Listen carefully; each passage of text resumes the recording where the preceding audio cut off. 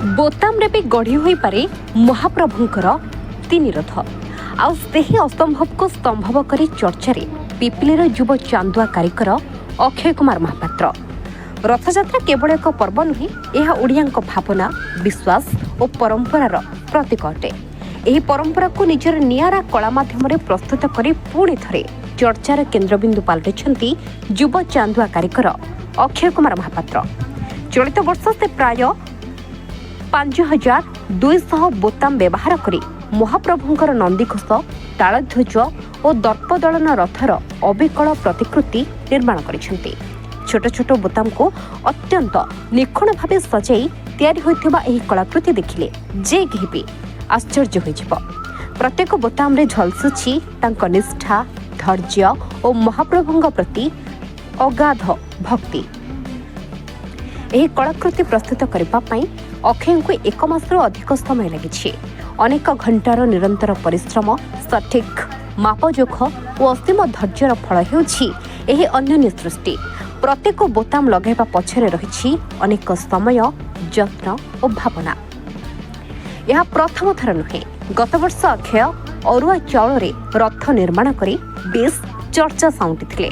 तेबे गत 6 वर्ष धरी से प्रतिवर्ष भिन्न भिन्न सामग्री रे महाप्रभुंकर रथ निर्माण करी निजर सृजनशीलतार नुआ अध्याय लिखि आसुछंती। प्रत्येक वर्ष तांको कलारे देखिबा मिले नुआ चिंताधारा और नुआ प्रयास। से पेशार जड़े चांदुआ कारिकर होइथिले मध्य अक्षयंकर स्वप्न केवल जीविकार सीमित नुहे। निजर कला माध्यम महाप्रभुंकर महिमा को घरे घरे पहुंचाइबा एवं ओडिशार पारंपरिक कला को नुआ पीढ़ी सामने उपस्थापन करबा ही तांकर मूल लक्ष्य। एही सफलता पछरे तांकर सबुठु बड़ शक्ति साजिछंती तांको माँ। रथ निर्माणर प्रत्येक पर्याय रे से पुओ को सहयोग करिछंती। पुओर ही नियारा प्रयास देखि तांको मन गर्व और आत्मसंतोष रे भरि जाइछि।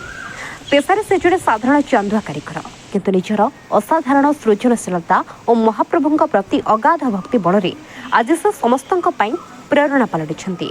बोताम भली साधारण सामग्री रे 3 रथ निर्माण करी अक्षय कुमार महापात्र प्रमाण करिछंती प्रतिभा और निष्ठा थिले असंभव बोली किछि नाही।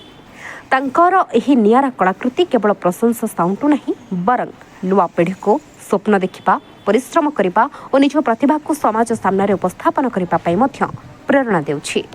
Bureau report, the rural news Odia.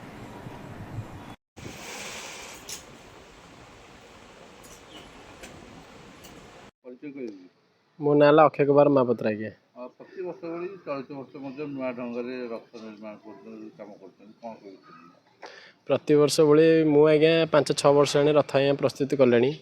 माने पूर्व वर्ष अरुआचाल करी, पूर्व वर्ष डिआसिली काठ रथ निर्माण करी, पूर्व वर्ष धानर करी, पूर्व वर्ष सोलर करी। ए वर्ष आज्ञा बटम रथ प्रस्तुत कर 1.5 फुट उच्चता विशिष्ट। एथरे 5720 पाखापाखि बटम आज्ञा प्रस्तुत होती। मत मास 1.5 मास पाखापाखि समय लगे मैं तैयारी कर। प्रत्येक समय मिले प्रतिदिन राति मो माँ बहुत सहयोग करती रथ तैयारी करने। मैं रथटा आज्ञा प्रस्तुत होगा, मुझे बहुत खुशी भी अच्छी। मु आज्ञा रथ 5-6 वर्ष तैयारी कले। माने साही पड़िशा बजार घाट माने जुआड़े भी जाऊँगी सबुठी प्रशंसा पाऊँगी। पूर्व थर जो अरुआचाल रथ निर्माण करते से श्रीजुक्त नवीन पट्टनायक सार को प्रदान करके आसती। से भी बहुत अत्यंत खुशी होते। से भी बहुत भी कथा मत भी कही, मुझे बहुत भी खुशी पाक जहाँ रथटा पहुँची जाता। ए वर्ष भी सेमती और माने सार बटाम रथ तैयारी कर कम्प्लीट हो जाइए। मुझे बहुत खुशी अच्छी। आमर तो आज्ञा दर्जीर परिवार, आमर सेवायत घर आमर पतिदान मंदिर आमर गजानन भेष जाए। प्रति वर्ष एमती रथयात्रा पाखे मनर केमती भाव गोटे मुझे प्रतिदिन तो चांदुआ प्रस्तुति भी करे। प्रतिदिन समय बाहर करी गोटे माने माने गोटे प्रतिदिन रथयात्रा समय किसी ना कि गोटे उपहार प्रदान करी जहाँ टोटाली तैयारी करे माने समस्त गोटे प्रशंसा पाए। मुझे बहुत खुशी भी अच्छी। मो ना सुरेन्द्र महापात्र, पिपिली पत्तन परिचालक कमिटी मु सभापति अटे।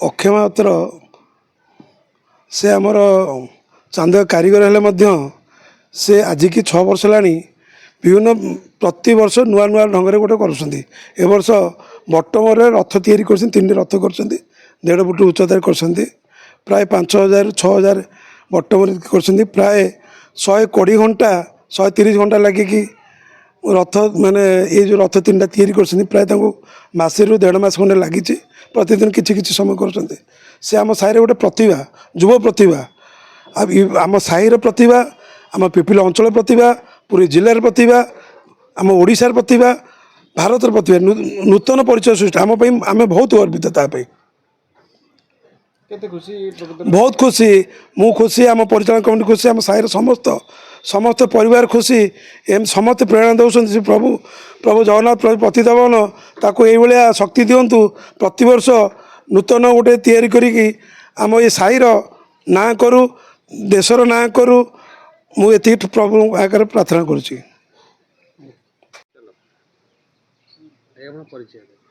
मो ना तो संजुलता माउतर पिपली दर्जी साई आमर से तो वर्ष को थे गोटे प्रकार भेराइट करुच्ची जगन्नाथ एथर बटम रथर कर बहुत ही परिश्रम कर 10 थर खसुए 10 थर अठारे लगौ थाए आउ राति बेला बसुची जगेकिनी 12टा 12:30 राति हो सरला बेलू नहीं समति मन खुशी समत भी सपोर्ट कर से दिन 10टा को जाऊँगी आइला 10टा राति 10टा 10:30 आसला बनाऊँगी खाई सारा 12टा 12:30 राति हो जाऊँगी